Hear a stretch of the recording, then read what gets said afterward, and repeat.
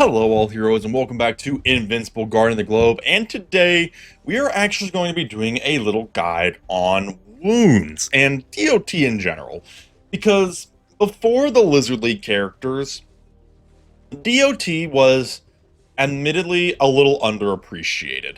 And so we're going to get into that here, but before we do get into that, if you are enjoying the video, feel free to go down below and subscribe, and if you want to support me further, consider becoming a member as well.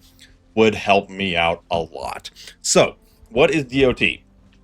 DoT is damage over time. If you have played a lot of mobile games, including but not limited to Marvel's Galaxy of Heroes, Marvel's Strike Force, frankly, a lot of mobile games have some form of damage over time. And not even just mobile games. Damage over time has been a staple of strategy games, of turn-based games for a long time. If you play Pokemon, a burn or poison, that is damage over time. So in this particular game, damage over time is a debuff that some characters can inflict. However, it's become a little more relevant ever since the release of Lizard League, where they focus mainly on wounds. However, all wounds may be damage over time, but not all damage over time is wounds. So we want to talk about that for a little bit so that you are getting the most out of this suddenly surprisingly more relevant debuff. So first of all, wounds. That's the biggie. That's kind of the main one that's been in the spotlight lately, and it's mostly because of the Lizard League. If we take a peek here at her hemorrhage ability, every time she lands a crit, she will apply a wound. And this will deal 150% of her base attack over 3 seconds. Now, there's already a lick of confusion here. Because you really gotta eyeball and zero in on the wording. You will notice in this particular wording, dealing 150% of her base attack damage over 3 seconds. So what does that mean? That means she's effectively doing 50% every 1 second, and that debuff will last for a total of 3 seconds when it has dealt that attack. On the flip side of that, if we go to Battle Beast and take a look at his skill, you'll notice the wording here is a little different. He applies a wound with his basic attacks, not unlike Iguana, just not requiring crits. And it will deal 100% base damage per second. And can be stacked up to 3 times. Which I imagine that Iguana's is not quite as limited on how far it can be stacked because it requires crits, so it's a little more specific. But in this case, for Battle Beast, you can only stack it so many times. But basically what this means is every second, you will deal 100% base damage, totaling up to 500% base damage. Yes, you kind of have to do math, and that's a little inconvenient, not gonna lie. But like King Lizard here, he delivers a precise headshot, dealing 200% damage that is not linked to the wound. That 200% damage is just pop, bam, damage. And then he applies a wound that deals DoT 200% of his base damage over 5 seconds. Now again, you gotta divide that 200% by 5, meaning that in actuality, what he's doing is he's doing 40% each second until that damage over time expires. Now, of course, if you can get that percentage up, you're looking at some much better stats. If you get all the way to level 10, it's 400% of his base damage over 5 seconds, basically equaling up to about 80% every second. Now, the nice thing is, Battle Beast, to the best of my knowledge, is one of the very few characters that actually does have some stacking limits. Everybody else is a little harder to apply a wound, but if you are able to apply more than 1 wound, that can be very helpful for your damage. However, there is some interesting synergies with wounds and these characters in particular. I keep bringing up Battle Beast. Battle Beast was like the beginning character that pioneered in wounds, and then they kind of did nothing with it. A few characters will get a little bit of some wound wording every now and then, but Battle Beast really was the king of it until Lizard League. Now here's the thing with Battle Beast. You'll notice in his main ability, When hitting the enemy, he consumes all of the target's wounds, effectively taking the wounds off of the enemy he is attacking. Now, in the very recent Seance Dog update, what this means is the wound, when it is taken, will actually deal the rest of its damage if it did not deal all of its damage for however long. Like, for example, let's say this wound had been in play for, let's say, 2 seconds. So it had 3 seconds left, equaling 300% base damage. If his main ability consumes the wound, it will go ahead and deal the rest of that 300% damage immediately, almost kind of front-loading the wound, which is not the worst thing in the world. So that is specifically something that was done for Battle Beasts. Now, Iguana has a similar ability. In her Bleed and Bound, she consumes all wounds and increases her crit chance per wound. I am assuming, and I emphasize this is an assumption, but I am assuming that since she has the same word, consume all wounds, that whatever wound she consumes, she will basically inflict that wound damage immediately, or the wound will inflict this damage immediately when it is taken. I have no definitive proof of this, so I'm just going to say that straight up right now. I can't say that for sure, but if we're assuming that the wording is synergistic, and that is meant to be the same across all characters, then it would be reasonable to assume that the wound will do its damage when Iguana takes it, just like when Battle Beast takes it. So you might say, and also, actually some other characters have wounds. Thula, in her, let's see here, in her main ability here, she applies the wound status, which is 200% or 250% of her attack damage over 10 seconds. You'll notice this is a very low damage wound because it's only 25% per second, but it lasts forever. So 10 seconds is a long period. So basically, at least when she's maxed out at level 10 here. So it's kind of like it makes it a little better for characters like Battle Beast and Iguana because they have a higher chance of being able to snatch it up.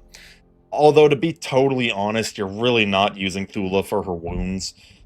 She does get a little bit of lifesteal if she's hitting a wound character. But to be honest, you're using Thula in a Viltrumite team, let's be real here.